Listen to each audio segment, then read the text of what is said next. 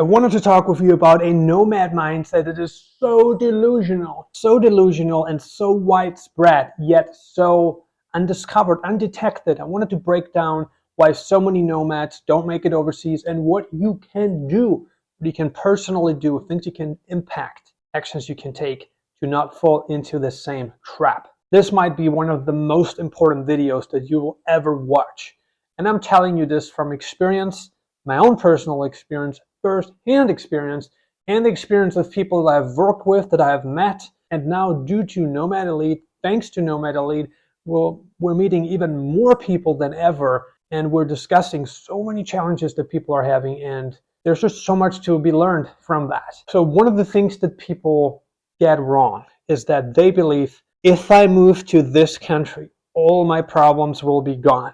Like, they put the check mark right there, the green check mark. If I get out of America, if I get out of Canada, if I get out of Australia, if I get out of UK, Sweden, Norway, Spain, Portugal, Italy, whatever country they're in, right? If they get out of their home country, all their problems will be gone. This is like the most delusional mindset that you can have, especially if you've never been to that place, because there's the unknown, the unexpected.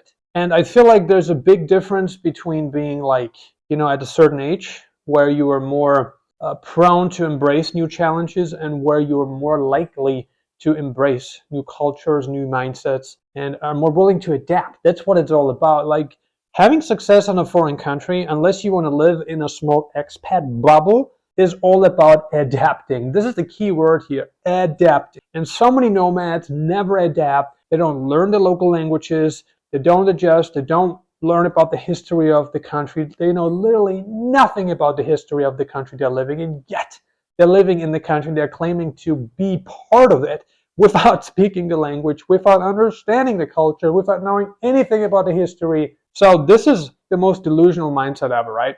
Believing that we can go to a country and once we're in the country, all of our problems will be gone. That is a harsh statement to make. This is a bold claim. If you've never been in that country, then that's the boldest claim that you can make. How do you base it, right?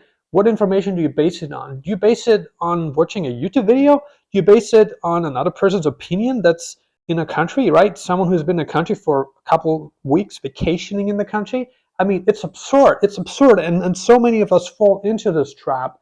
And I've seen this. This is the most widespread error that I've seen in nomad history. And I've been a full-time nomad since 2010. I've been traveling since the age of 4. I've been to Africa very early on, thanks to my parents. And I've been to so many countries on so many continents. And I've learned so much working, visiting, spending time with so many people that this is probably the biggest detriment. It's the biggest mistake that we make. And we can correct it. As my friend always says, my good buddy, he always says, better to set your expectations lower than too high, especially if those expectations, the realization of those expectations is not predicated on your own efforts. Write that down. Like, if you cannot impact those expectations, if you alone cannot decide how you get there, because it's dependent on the environment, it's dependent on the people, right? If that's the expectation, you might be very disappointed with what you're going to get, because in life, you can only control what comes from the inside. You cannot control the outside at all. You can't. You can be in a place, we've seen this a couple of weeks ago, you can be in Morocco and vacation in a village and an earthquake hits you and messes up your whole vacation, or kills your family, destroys your house. And this can happen anywhere, right? This isn't just Morocco. This can happen in Europe, this can happen in Asia, and this happened all over the place, right? This can happen in Africa, this can happen in America, in Southern California. Seriously, this can happen anywhere. I mean, this is an extreme example, right? But focus on things that you can control. But the key takeaway from this very lesson here, we're not done, not by any means. The key takeaway is for you to focus on things that you can control. Inside, the actions that you put out will get you a certain result, right? Will get you a certain response. And that's what you can control. But it's so delusional to think that the people will behave a certain way. Well, I believe if you treat people well, it's more likely that people will treat you well. If you come to a place and if you're filled with resentment very unlikely good things will happen. This is just a matter of fact, but if you're positive and if you appreciate people and if you have a good attitude, the chances of you being happy in a place are much greater. This is also a guarantee because your probability of happiness just increases fourfold. Definitely. Attitude is not everything, but it's a lot. It's a big chunk of the whole thing. But then it's like, what can you control from the inside? Yeah, the environment is uncontrollable. Like, you have no control over certain things that happen, right? If you go to a place and let's say air purity is just 10%. Okay. You come from Canada, right? Where air purity is 95%, right?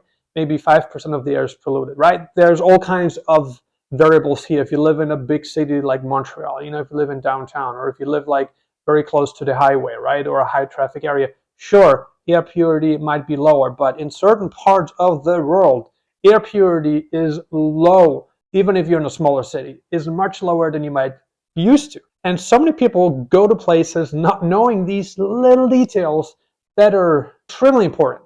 Let's say you have asthma, right? Or you have some other condition, not a serious health condition, but that could get worse if you go to a place where air pollution is common, or where the drinking water is not safe, or where the water just, I'm hearing this from so many people that go to places, even in Mexico, right? They go to these places and they're like, well, one of the biggest issues that I'm experiencing traveling is that I can't get used to the water. Like, my body can't get used. My skin dries out, all kinds of problems. Or they brush their teeth with tap water and it has a lot of bacteria. It's not clean.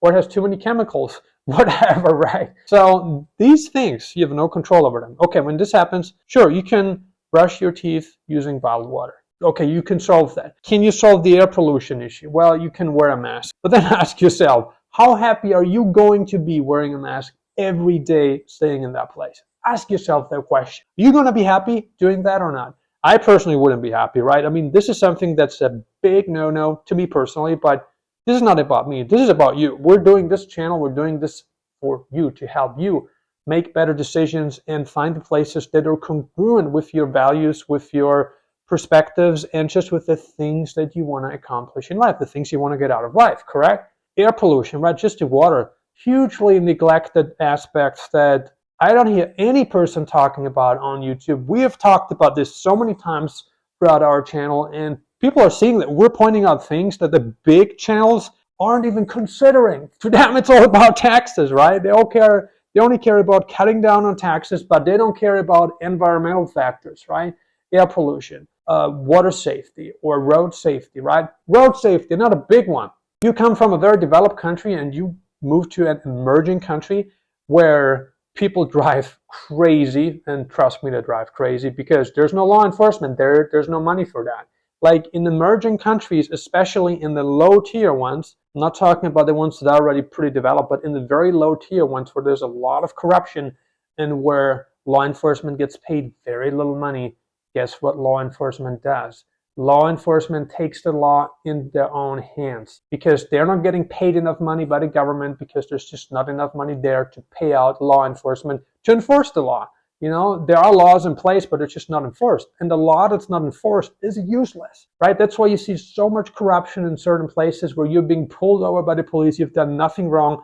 Happened to me several times this year alone in Latin America, several times, right? Where there's just no money for law enforcement. And I'm being racially profiled, even though I have a local car, and I actually had an American car too on the last trip, but I just, where it's at the state, on top of the license plate number, I just put some tape on it, blocked it out. And that solved the problem. But if it's at California, I'm in trouble. That's where I bought the car. And so I just put some tape on that, but you could still see that it's a foreign car, foreign license plate. So, but it made it less obvious, right? But these little things, right, where you feel like, damn it, I would have never have thought that. I kind of expected that because I've been in that country for many times, and I expected it. So I had the right expectation, right? And if you have the right expectations and it happens, things shouldn't go your way, you're going to take it a lot easier, a lot smoother than if your expectations are like up there thinking that, oh, I'm entitled and this will never happen to me because I'm coming from this or that country where this is not even an option, where the police would never do that. Well, you wake up and smell the roses, my friend. This happens in emerging countries a lot, all the time. In some countries, this happens all the time. This is on the daily agenda, right? So if you go in with the expectation that everything will go smoothly, everything will run perfectly, then good luck to you, because you're in for a lot of trouble. You're in for a lot of disappointment. And so don't be fooled by your own ego. Like, your ego is your biggest enemy in everything in life, in relationships, in business, in travel, in Nomad. I'm not even kidding you. Like, your ego is your biggest enemy. Like, if you can get rid of your ego, and if you can just focus on the things that you can control and be as prepared as you can be to accept the worst case scenario, not the worst of the worst, but just, create some thicker skin. It's like stress, right? Stress works in layers. Some people, they go on a trip for the first time, they freak out. The bus is late, or they have an argument with their girlfriend, or whatever happens, their pet's sick, or they have an issue with their car, whatever. No, it takes just an hour long, all right? Just very insignificant details in many cases throws them apart. Why? Because they've never dealt with that. Now, if you're dealing with the stuff like, I'm used to a lot of stress, like my stress layer, my stress capacity is big. But I didn't start out like that. I started out with very thin stress layers where the smallest thing, the most, unimportant thing, such as, a train being late or a bus being late for a couple minutes, would kill me, or just, getting to a place and expecting that person would speak English, and then being confronted with the reality that I'm in a foreign country where English is not the native language, would kill me. But today I realized that, well, this is just what this is all about. Being a nomad is all about embracing challenge. And it's about having an open heart. If you have an open heart, if you're willing to learn, if you're willing to fail, then you're in a much better position than, I would say, most people out there who go into these places with a delusional mindset that everything will go right. I'm escaping the collapsing West, which is a bunch of BS anyway, because that's a narrative in place. Surf, a lot of these YouTubers out there selling their courses and selling their programs, I mean, it's a lot of BS. It just is, because other countries, emerging countries, are collapsing. Look what's going on in Ethiopia. Look what's going on in Argentina. I mean, these countries, they're not joining BRICS or just have joined BRICS.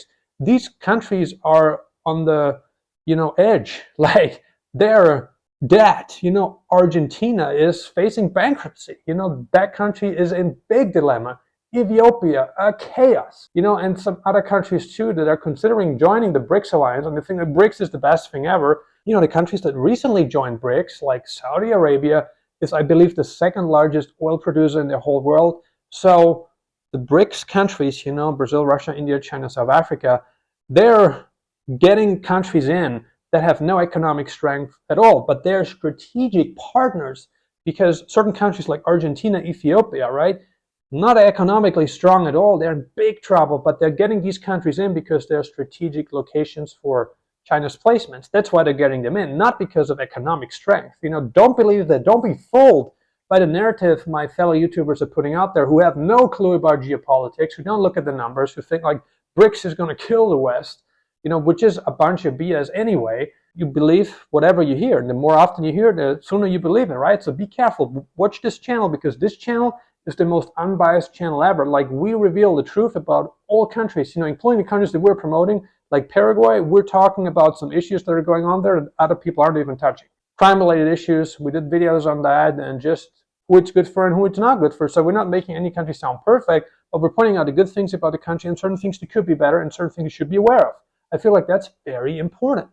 But yeah, just going in with the mindset that everything will be perfect is the worst thing you can do. I mean, it's the kiss of death. It's the kiss of death. You are in for a lot of trouble. So don't think that. Be prepared, research as much as you can. And before you get to a country, form connections online. Like, the internet is your best friend, but it can also be your worst enemy. Think twice who you listen to, right? But getting to a country, having connections inside the country is a big plus. It's like a stepping stone. If you know people, and especially they've been talking to you for a long time, you've been talking to them for a long time, and you personally feel like you can trust each other, and there's a connection, right? And it feels good going to a country knowing that there's somebody there to pick you up. If you can hang out with that person the very weekend you arrive there, I mean, that's fantastic. It's a good feeling, right? It's a good feeling. It's a feeling of comfort, right? And we want comfort. Comfort is so important. And travel is stressful, trust me. Even after having traveled for so many years, travel is stressful. It still is. It's not like, oh, going from A to B is hassle-free. I mean, this is delusional. So I'm not delusional telling you this. It is still stressful, but I have certain expectations, and if those expectations are not met, then that's fine, because I've already experienced it so many times. So I had to learn these lessons the hard way, and I'm giving you these lessons on a silver platter for you to avoid the pitfalls that so many people are going through and would still have to go through anyway, but they could be a lot less dramatic, could be a lot softer if they just set their expectations right and exceeded them, right? If you set your expectations lower and you exceed them, especially with the stuff we're talking about. In certain things in life, it's better to have higher expectations, like income goals. It's better to have higher expectations, because if they're too small, then you're never going to stretch. But with the travel stuff, with the cultural and all those kind of expectations, the environmental expectations, travel expectations, it's actually better to set them lower to not be disappointed. Just think about that. Now, what's your take on this delusional mindset? Have you had this experience traveling in any country so far? Have you seen people falling victim to this trap? Share your thoughts in the comments below. Thank you, and I'll see you in the next video.